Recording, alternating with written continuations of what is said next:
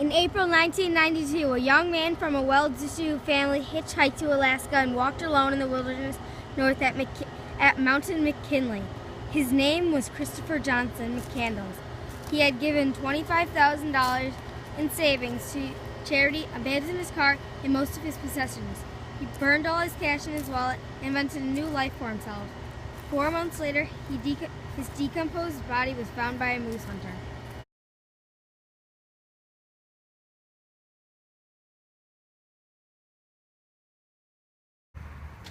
Wow. Every time I listen to the story of the life of Chris McCandless, I am touched ever so deeply. Today we are going to discuss with 3 others on how he has affected their lives, whether it was positively or negatively. The basis of our discussion will build itself off of the question, how has man's relationship with nature changed over time? And now, to introduce our guest on the show tonight. Introducing our first guest tonight, Ellie Jordan. And now introducing our next guest, Jasmine Dika. Now introducing our final guest, Ronald Franz.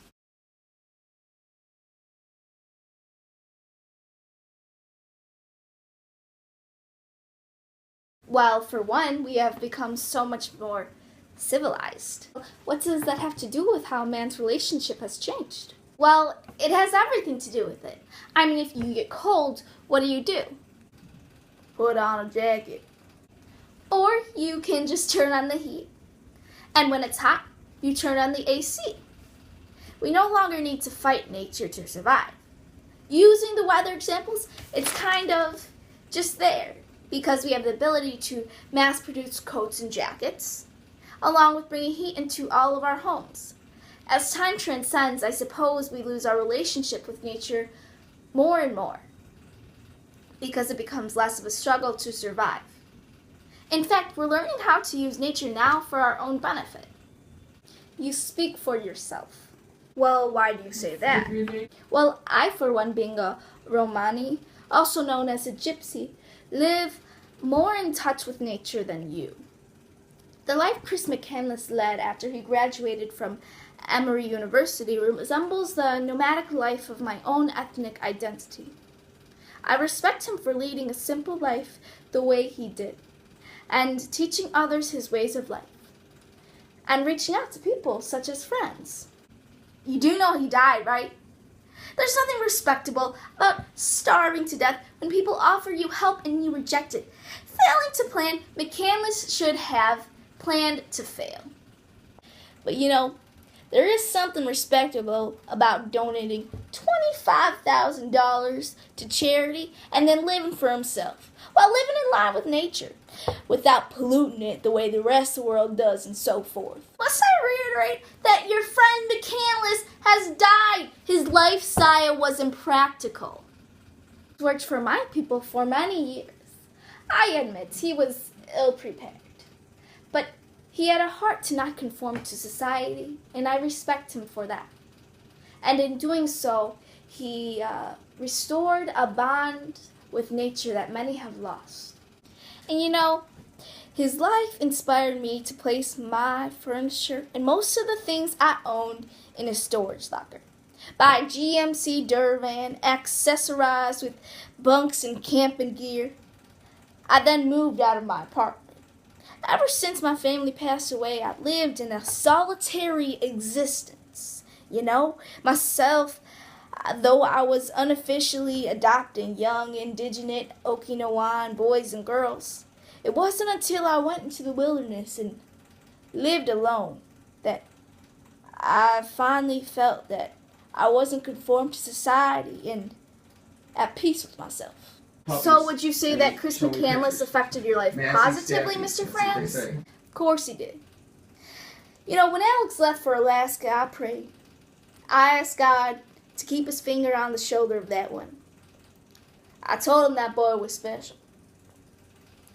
But he let Alex die. So on December 26th, when I learned what happened, I renounced the Lord. I withdrew my church membership and became an atheist. I decided I couldn't believe in a God who would let something like that terrible happen to a boy like Alex.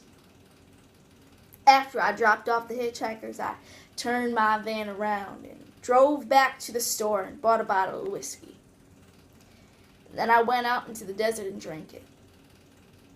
Wasn't used to drinking, so it made me sick. Hoped it'd kill me, but it didn't. Just made me real sick. Wow. Jeez, Franz, that stinks and all, but wouldn't Alex's death make you want to renounce nature for killing him? Not God.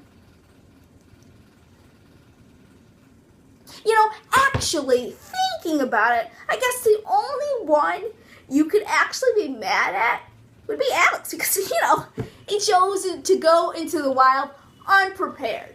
I mean, the idiot didn't even buy a heater.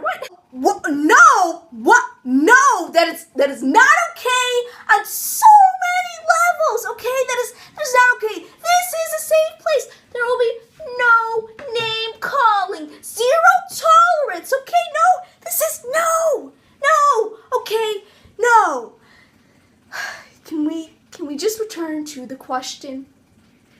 How has man's relationship with nature evolved over time, okay? I would say for many people the relationship has worsened, but I would also argue that there are many people who still have close ties with nature. Unfortunately, people have just gone to see nature as something that is kind of just there. But I definitely believe that there's hope that there could be a change in humanity, and that we stop destroying wildlife. McCandless's life was a great example of this change. Of course, he didn't prepare himself well. He made a choice to leave society, not because he was antisocial, but because he chose to do it to make him happy and see nature in its purest forms. And for that, he inspires me. I guess I agree with the fact that there are groups of people who remain in close contact with nature, I suppose. But I would not coin the relationship with nature and the rest of the world as worsening. But I would say as a people, we are becoming more independent of the rules of nature. I don't suppose it's a good thing, but I wouldn't say it's a bad thing either. But to answer the question as to how our relationship with nature has evolved, I would say nature has become less beautiful or important in the lives of many, especially me. I would agree with Jasmine. As time has progressed, the relationship people have with nature has generally lessened. But if we get enough people like Chris McCandless to care, to love it, and convince others to try it, then I believe we could go back to the days in which we weren't primitive, but we stayed up to watch the sunset instead of staying up to go to a theater. There you have it, folks. How the relationship between man and nature has changed over time, and what Chris McCandless had to do with the decisions of Ellie Jordan, Jasmine Dinka, and Ronald Franz.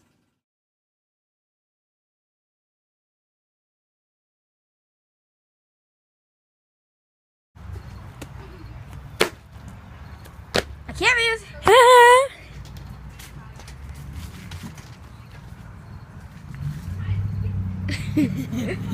I zoomed in on your face. Wow.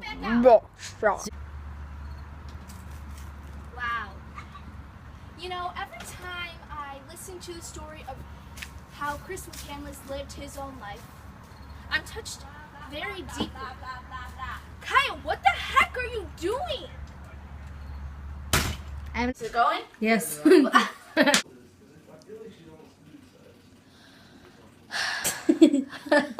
Okay, let's go one more time. You give me a signal. Whoa. No, that is not okay. That is not okay on so many levels. This is a safe place. There will be no name calling. Now, can we just get back to the question? Oh my God. How? Man. Michael! Whoa. That was bad. Whoa. No, that is not okay. That is not okay on so many levels. That is very not okay. This is a safe place where we could share how we feel. There will be no name calling. Okay, so can we just return to the question? How has man's relationship with nature changed over time? Start over.